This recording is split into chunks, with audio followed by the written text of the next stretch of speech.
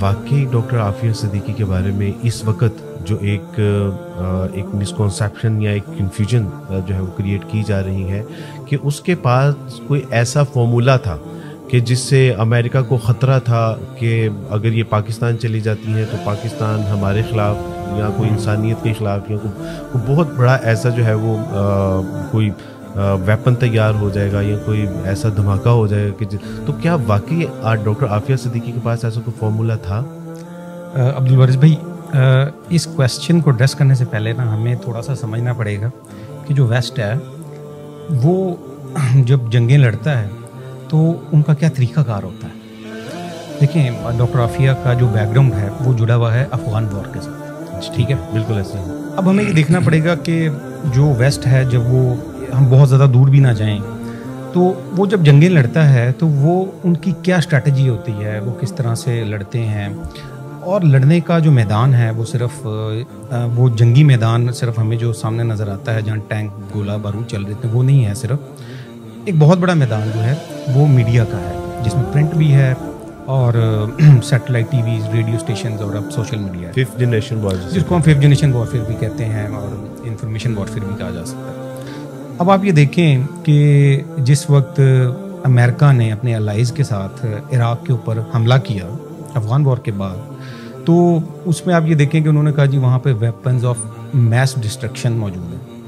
ایسا ہی ہے جس سے پوری دنیا کو خطرہ ہے، اور اس وجہ سے ہم عراق کے اوپر جو ہے وہ حملہ کر رہے ہیں، اور انہوں نے حملہ کیا اور یعنی ملینز آف پیپلز کو جو انہوں نے ڈسٹرائے تقریباً جو اپنا دیکھیں اس سے جو لوگ جو ہیں وہ دربدر ہوئے، ظاہری سی بات ہے، وہ تو کئی لاکھوں میں، یعنی آپ دیکھیں پورا ایک کنٹری کو ادھیڑ کے رکھ دیا. اس میں تقریباً جو کہا جاتا ہے وہ فگرز جو ہیں آلموسٹ تقریباً 500,000 لوگ جو ہیں وہ اس کے اندر جاں بحق ہوئے اس سارے میں. اور وہاں پر کیا کچھ نہیں ہوا، ان کے وسائل کو کس بے دردی سے لوٹا نہیں گیا، یہ سب جانتے ہیں، یہ ہم نہیں کہہ رہے، یہ ان کا اپنا میڈیا ویسٹ کا کہتا ہے. اور اس جنگ کو جب وہ وہاں سے واپس چلے گئے اور ان کے جو امریکہ کے الائز تھے، جس میں آپ یہ دیکھ لیں کہ جو ٹونی بلیئر یو کے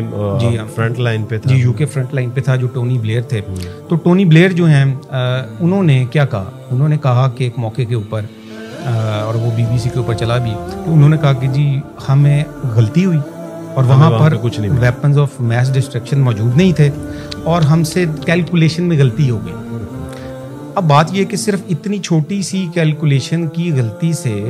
آپ نے 500,000 بندے جو ہیں وہ ان کو قتل کر دیا، اور جس کا ملک کو تباہ و برباد کر کے رکھا، اور جس کا پوچھنے والا کوئی نہیں. ٹھیک ہے، پھر کبھی انہوں نے اس پہ جو ہے وہ معذرت بھی نہیں کی. معذرت بس اس نے کہا کہ نہیں مجھے اس پہ غم ہے، معذرت نہیں کی اس نے کہا کہ مجھے غم ہے. اب سوال یہ پیدا ہوتا ہے کہ اب ہم جب اس تناظر میں اس کو دیکھیں گے نا تو ویسٹ جو ہے جو کہ ہمیں اس کا بڑا ایک حسین و جمیل چہرہ دکھایا جاتا ہے، تو اصل میں ان کا یہ جو چہرہ یہ حسین و جمیل نہیں ہے. اور وہاں پر ہمیں یہ بتایا جاتا ہے کہ وہاں پر جو لا ہے اس کی بڑی امپلیمنٹیشن ہے. ہاں ٹھیک ہے، وہ